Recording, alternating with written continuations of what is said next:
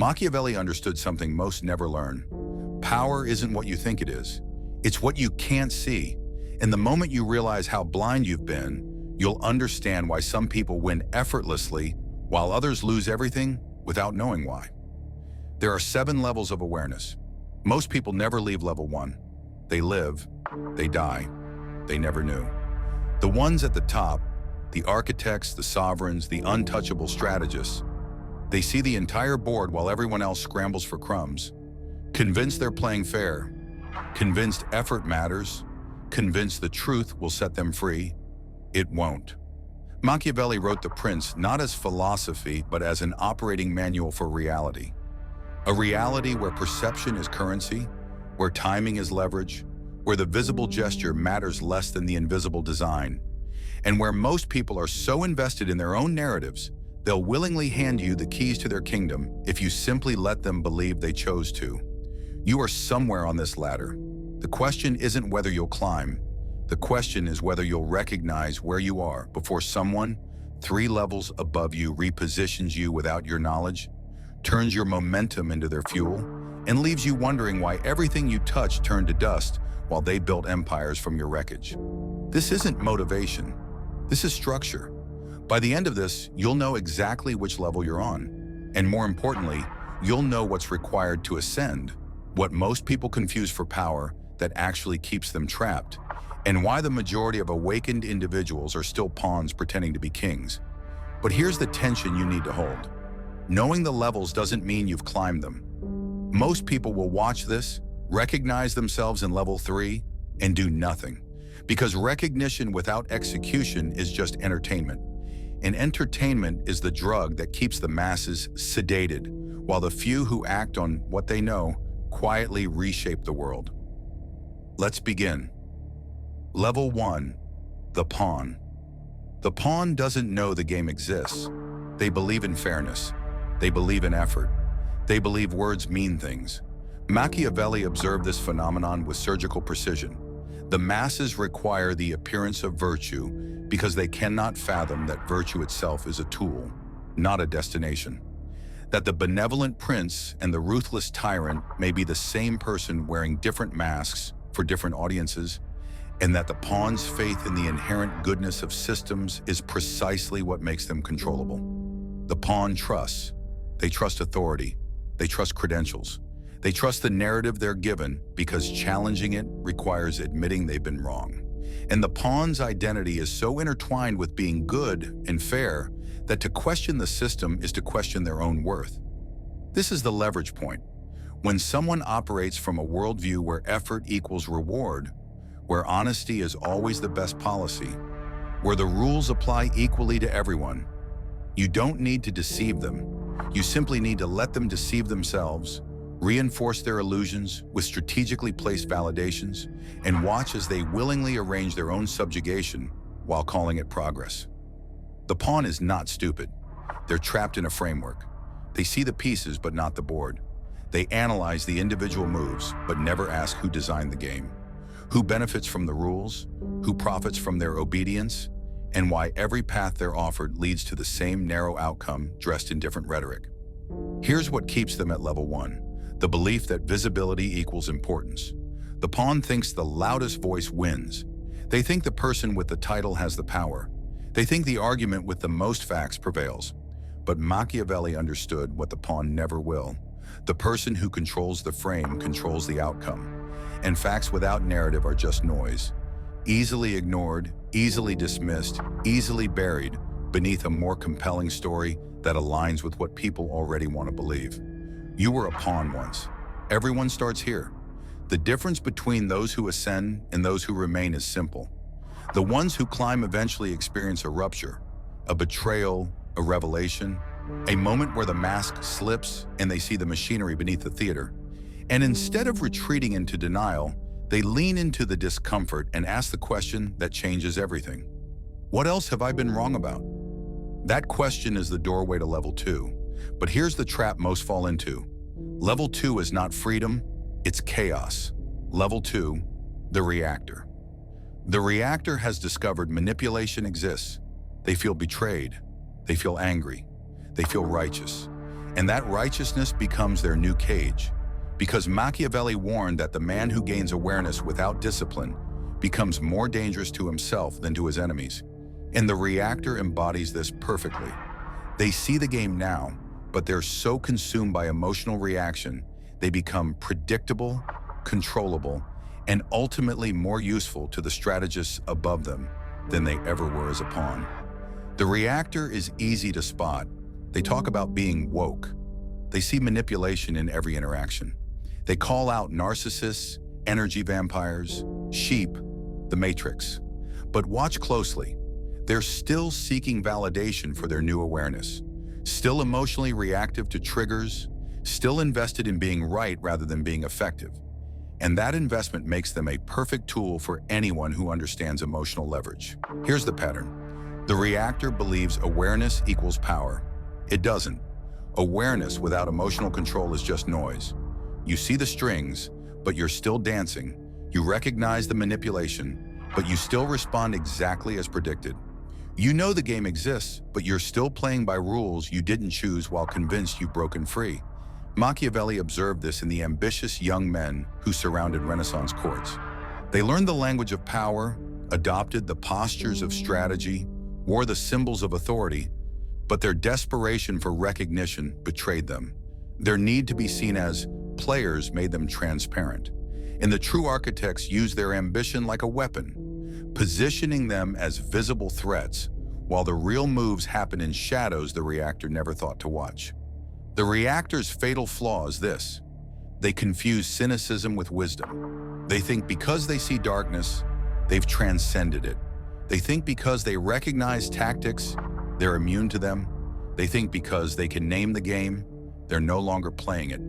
But cynicism is just wounded optimism. It's the pawn's faith inverted, still dependent on external validation, still emotionally hijacked by the behavior of others, still reacting instead of creating, and still fundamentally operating from a place of response rather than design. You cannot win from level 2. You can only exhaust yourself fighting battles that don't matter, exposing manipulators who will replace themselves instantly, and burning credibility on emotional outbursts that make you feel powerful in the moment, but position you as unstable, irrational, and easy to dismiss in the eyes of anyone who matters. The ones who escape level 2 make a critical shift. They stop trying to expose the game. They start learning to play it. But even that isn't enough, because most people who make this leap land in the most dangerous trap of all. Level 3, the Enlightened Fool. The Enlightened Fool has acquired the language. They read the books. They know the frameworks. They recognize the patterns. And they believe this makes them dangerous. But Machiavelli knew something they don't. Knowledge without application is performance. And the person who constantly signals their awareness is advertising their insecurity, revealing they still need others to validate their intelligence, still dependent on being perceived as enlightened, rather than simply being effective. This is where most dark psychology audiences live. They consume content about manipulation. They learn terms like gaslighting and triangulation. They study narcissism, Machiavellianism, psychopathy. But watch what they do with it. They diagnose everyone around them. They see tactics in every conversation. They position themselves as the enlightened observer, surrounded by unconscious sheep. And in doing so, they create the exact vulnerability that level 5 strategists exploit without effort. Here's the mechanism. The Enlightened Fool needs to be seen as someone who sees. This need is leverage. When you need to demonstrate your awareness, you telegraph your moves. When you need others to recognize your intelligence, you become predictable. When you need validation for your insights, you'll accept that validation from anyone who offers it. And the strategist who feeds your ego while quietly repositioning you will own you completely while you remain convinced you're 3 steps ahead. Machiavelli wrote about this in the context of courtiers who studied Castiglione's Book of the Courtier. They learned the graceful gestures, the witty remarks, the cultivated appearance of effortless superiority. But because they learned it as performance rather than nature, the truly powerful could identify them instantly. They were trying too hard, signaling too much, demonstrating their knowledge instead of deploying it. And that desperation made them useful as decorative pieces, but never as true players. The Enlightened Fool's trap is subtle. They confuse understanding the map with owning the territory. They know how manipulation works intellectually. They can explain the psychology behind influence tactics. They can identify when someone is using scarcity, reciprocity, social proof, or authority as leverage. But knowing the tactic doesn't make you immune. It makes you arrogant. And arrogance is the blind spot that level 4 and above exploit ruthlessly, because the person who thinks they're too aware to be manipulated is the easiest mark of all. They've already done the hard work of convincing themselves they're invulnerable, which means they won't see the real move coming, won't recognize they're being played, and won't realize until far too late that their awareness was the very thing that made them controllable. Here's the test. If you still get triggered, you're level 3. If you still need to prove you're awake, you're level 3. If you still argue with people who don't matter, you're level 3. Real power doesn't announce itself. It doesn't need to. The shift to level 4 requires something most people are unwilling to surrender: the ego reward of being the one who knows. Level 4, the observer. The observer stops performing. They watch, they listen, they detach. And in that detachment, Machiavelli's most essential lesson finally becomes operational. The person who controls their emotional responses controls the interaction, because emotion is the entry point for manipulation, the lever through which influence is applied, and the observer has begun the process of removing that lever, not by suppressing emotion, but by recognizing it as data rather than identity. This is where real awareness starts. The observer doesn't need to tell you they understand psychology. They don't diagnose people out loud. They don't broadcast their insights on social media. They don't engage in debates with those beneath their level. They simply watch. And in watching, they begin to see what the first 3 levels miss. Patterns invisible to those still caught in reaction. Incentives hidden beneath the surface narrative. Motivations that reveal themselves only to those patient enough to let people's actions accumulate into coherent strategies rather than judging each individual move in isolation. The observer understands something fundamental. People tell you who they are constantly, but not with their words. Words are cheap. Words are designed. Words are optimized for the outcome the speaker desires. But behavior over time, that's truth. The gap between what someone says and what they do. The pattern of who they elevate and who they diminish. The consistency of their choices when no one's watching versus when all eyes are on them. Machiavelli built his entire framework on this principle. Judge the prince not by his proclamations, but by his outcomes.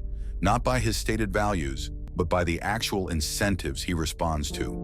Not by the grand gestures, but by the small decisions made when he thinks no one of importance is paying attention. The observer has learned this. They've stopped expecting people to be consistent with their self-image. They've stopped being shocked by hypocrisy. They've stopped wasting energy on moral judgments that change nothing. Instead, they predict. When you understand someone's actual incentive structure, not what they say motivates them, but what they consistently demonstrate through behavior that they value, you can forecast their moves with uncomfortable accuracy. Position yourself advantageously before the situation develops, and make decisions that appear intuitive, but are actually the result of pattern recognition applied to human nature at scale. Here's what changes at level 4. You stop reacting to content and start responding to context. The level 3 person hears an insult and gets triggered. The level 4 observer hears the same insult and asks, why did they choose this moment to say this? What are they trying to provoke? What move are they telegraphing? And how can I use their need to provoke me as information about their actual position? The person who maintains emotional neutrality while others escalate has already won, because they see the full board.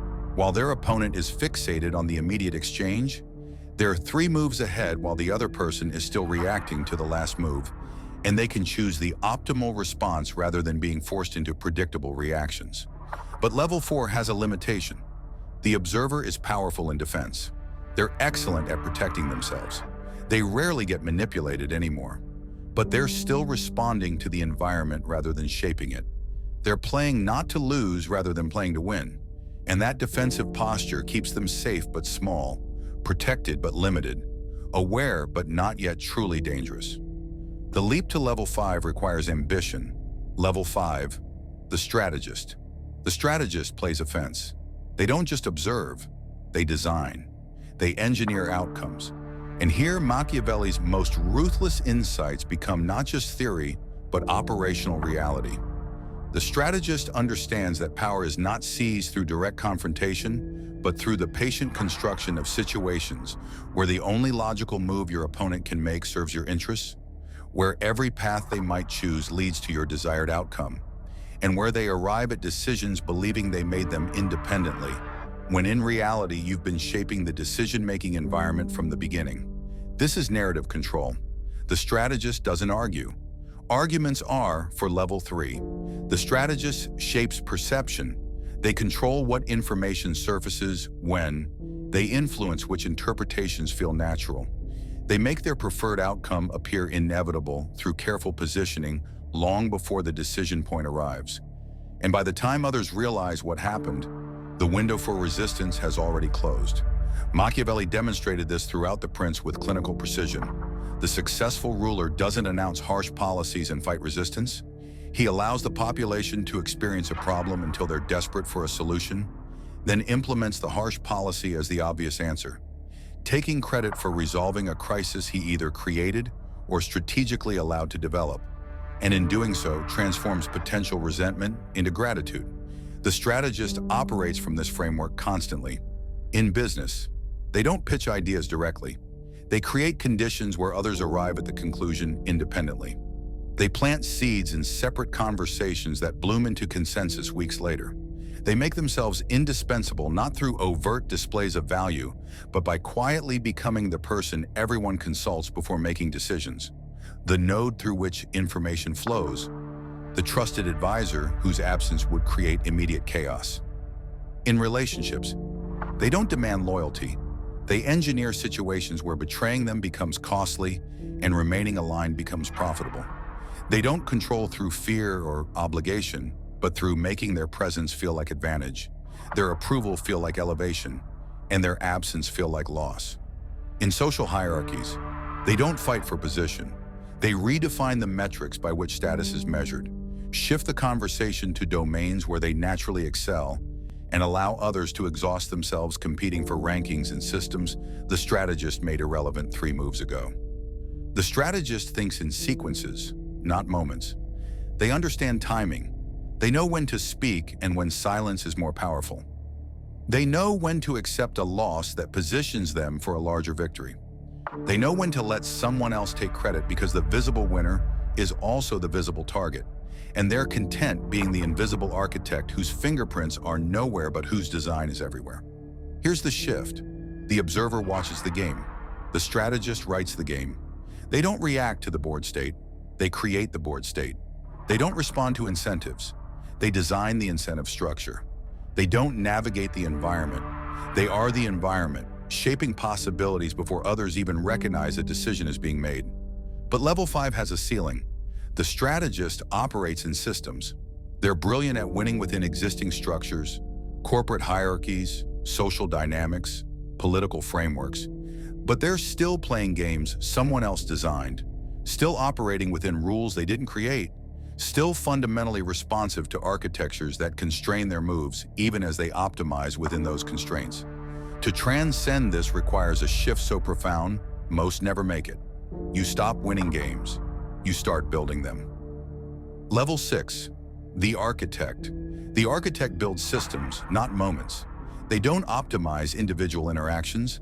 They design environments where outcomes compound automatically. They create structures that generate power, whether they're present or not. Machiavelli understood this implicitly when he wrote about the difference between princes who rule through personal charisma versus those who build institutions. The charismatic leader is powerful, yes, but his power dies with him. The architect constructs legal frameworks, cultural norms, economic incentives, and social rituals that perpetuate his influence long after he's gone, embedding his will into the operating system of society itself so that future generations enforce his vision, believing it's simply the way things are. This is legacy as leverage. The architect operates at a timescale most people can't comprehend. They plant seeds that bloom years later. They build networks that create value in their absence. They establish norms that make their preferred outcomes feel natural. They design games where even their competitors' victories serve the architect's larger strategy because they chose the rules, they chose the metrics, they chose what winning means, and everyone else is so focused on playing well, they never question the game itself. In business, the architect doesn't just build companies, they build platforms that host entire ecosystems. They don't just win market share, they redefine markets so competitors are playing in spaces the architect designed, competing on terms the architect set, and generating value that ultimately flows back to the platform regardless of who wins individual battles. In culture, the architect doesn't argue for their worldview. They fund institutions, endow chairs, sponsor research, and shape educational frameworks so the next generation absorbs their perspective as neutral truth, debates within the boundaries the architect established, and unknowingly advances the architect's interests while believing they're engaging in free inquiry. In politics, the architect doesn't just win elections. They design electoral systems, redistricting processes, campaign finance structures, and media ecosystems that make their coalition's victory increasingly inevitable, while opposition becomes structurally marginalized. Not through overt suppression, but through the elegant design of rules that appear neutral, but systematically advantage one side. The architect's power is invisible because it's structural. They're not the person with the most followers. They're not the loudest voice in the room. They're often not even publicly known, but their fingerprints are on every major institution. Their assumptions underpin every mainstream debate. Their interests are served by default options that billions of people choose without thinking. Machiavelli would recognize them immediately. These are the ones who understand that true power isn't commanding obedience through force. It's designing conditions where obedience feels like freedom, where your preferences become other people's defaults, where the system itself does the work of maintaining your position while you remain comfortably distant from any visible exercise of power. Here's what most miss about level 6. The architect is not more ruthless than the strategist. They're more patient. They're willing to sacrifice short-term wins for long-term structural advantage. They're willing to let others have the spotlight while they own the stage. They're willing to lose battles if losing positions them to design the next war. This is incomprehensible to most people.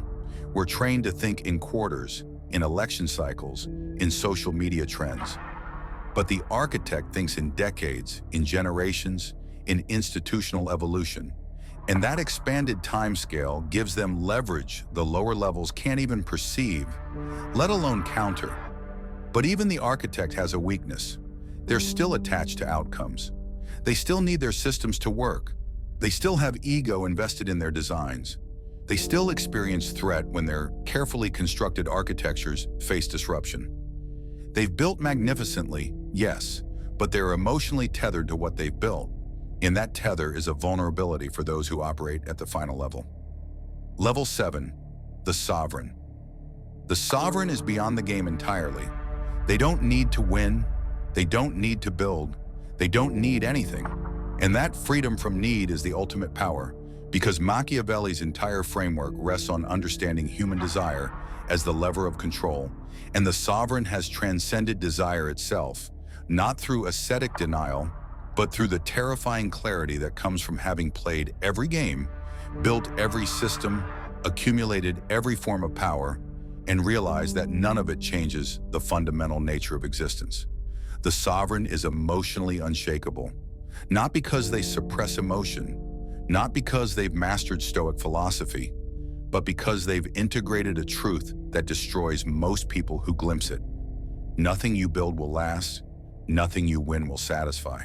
Nothing you control will complete you, and instead of despair, they find freedom. The sovereign understands power without being corrupted by it. They see human nature without resenting it. They recognize manipulation without feeling superior to those who haven't seen it. They can deploy the full arsenal of strategy without being defined by their strategies. This is the difference. The strategist uses power to win. The architect uses power to build. The sovereign uses power when necessary but isn't identified with it. They're comfortable being powerful and comfortable being powerless. They can play at the highest levels or live in complete obscurity. They can accumulate influence or walk away from it. And the choice is genuine because they're not trying to prove anything to themselves or anyone else. Machiavelli hints at this state in his personal letters, distinct from the prince. After a life of political maneuvering, exile, and disappointed ambitions, he writes about the pleasure of simple evenings with friends, the joy of studying ancient texts, the peace of accepting that fortune is indeed a river that floods. And the wise man builds his levees not to conquer the river, but to live harmoniously with its inevitable cycles. The sovereign has built the levees. They've played the game at every level. They've won and lost. They've manipulated and been manipulated. They've built empires and watched them crumble. And through it all, they've maintained the one thing that matters: sovereignty over themselves. They're not desperate for validation because they don't need external confirmation of their worth. They're not threatened by disrespect because they don't require other people's perceptions to define their reality. They're not afraid of loss because they've internalized that everything is temporary and clinging is suffering. This doesn't make them passive. The sovereign can be ruthlessly effective when action is required. They can deploy strategy, architecture, manipulation, force, the full spectrum, but they do so from a place of choice rather than compulsion, responding to what the situation demands rather than what their ego requires. And that quality makes them uniquely dangerous because they have no predictable buttons to push. How do you manipulate someone who wants nothing from you? How do you threaten someone who's made peace with loss? How do you control someone who's not trying to win? You can't. The sovereign is the only level that's truly free. Not free from consequences, not free from the constraints of physical reality, but free from the internal compulsions that make everyone else controllable. The need for approval, the fear of judgment, the desperation for significance, the terror of irrelevance. Here's what this looks like practically. The sovereign can hold a position of immense power and relinquish it when appropriate. They can walk away from status, wealth, influence, not out of moral grandstanding, but because they recognize when the cost of maintaining position exceeds its value, and they're not so attached to their self-image as powerful that they need to cling when letting go is wiser. The sovereign can engage in brutal competition when necessary and feel no resentment toward opponents. They understand everyone is playing their position, responding to their incentives, doing what they believe serves their interests. And there's no point in moral judgment about that, only strategic calculation about how to respond. The sovereign can be betrayed without bitterness, used without resentment, attacked without taking it personally, because they've separated their identity from their circumstances, their worth from their achievements, their essence from their outcomes. This is the final paradox. The pursuit of power is driven by insecurity. The accumulation of power can't resolve insecurity. The only resolution is transcending the need for power, at which point, ironically, you become more genuinely powerful than anyone still grasping for it, because you're the only player on the board who isn't playing, and that makes you incomprehensible to everyone else. Machiavelli never quite reached this level. You can feel the bitterness in his later works, the disappointment that his brilliance wasn't recognized, the resentment that lesser men held positions he deserved, but he mapped the path nonetheless, showed us the ladder, warned us of the traps at each level, and left us with the ultimate question. Do you want to win the game, or do you want to be free? Most people never confront this choice honestly. They pretend they're pursuing freedom while actually chasing validation. They claim they want peace while remaining addicted to conflict. They say they have transcended ego while performing transcendence for an audience. The sovereign doesn't perform. There's no one left to perform for. You now know the 7 levels. You probably recognize yourself somewhere in this progression. Maybe you're solidly at one level. Maybe you're transitioning between 2. But here's the critical distinction most people miss after consuming content like this. Knowing the map doesn't mean you've traveled the territory. Intellectual understanding is not the same as embodied mastery. You can recognize level 3 behaviors in yourself and still be controlled by them. You can understand level 4 principles and still react emotionally when triggered. You can admire level 5 strategy and still lack the discipline to execute multi-move sequences. Machiavelli himself demonstrated this limitation.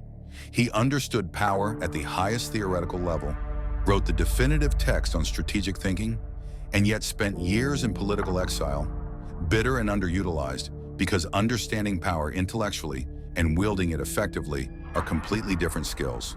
The levels aren't just descriptions, they're developmental stages. Each one requires actual transformation. Not just new knowledge, but new behavior. Not just recognition of patterns, but different responses to those patterns. Not just admiring higher-level play, but doing the work to build the capacities that make that play possible.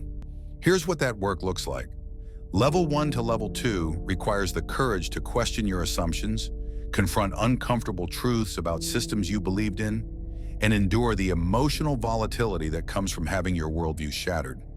Level 2 to level 3 requires channeling reactive anger into systematic learning, studying psychology and strategy not for performance, but for understanding, and resisting the temptation to weaponize your new knowledge for immediate ego validation.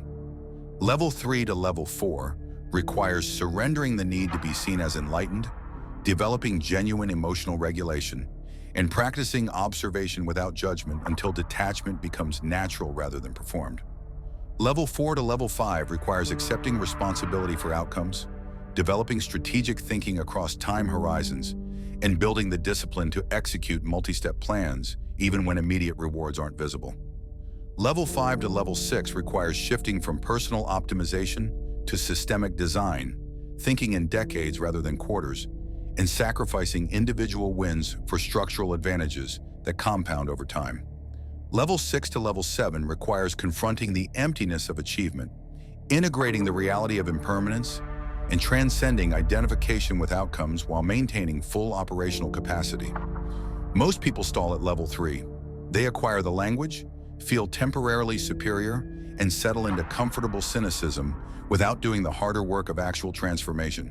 They become sophisticated observers of the game who never actually play it effectively, critics rather than creators, analysts rather than architects. And that's fine. Not everyone needs to climb. Not everyone should. The world requires people at every level. The system only functions because most remain pawns, some become reactors, and a few reach strategic capacity, while even fewer build institutions. And the rarest of all transcend the entire structure. But if you're still watching this, you're not satisfied with where you are. You recognize something in these levels that called to you. You felt the tension between your current position and where you could be. You glimpsed the gap between knowing and being. That tension is useful. Don't resolve it with more consumption. Don't settle it with intellectual understanding alone.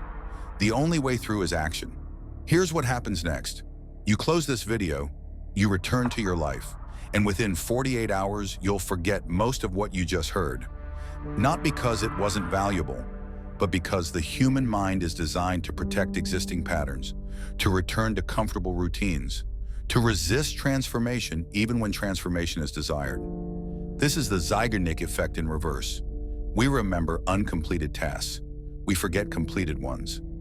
By finishing this video, you've created psychological closure. You feel like you've done something by watching. You've satisfied the curiosity that brought you here.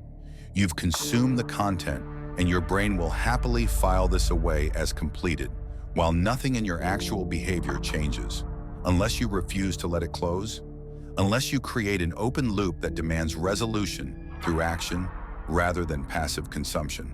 Here's how. Choose one level transition, not all of them, not a complete transformation overnight.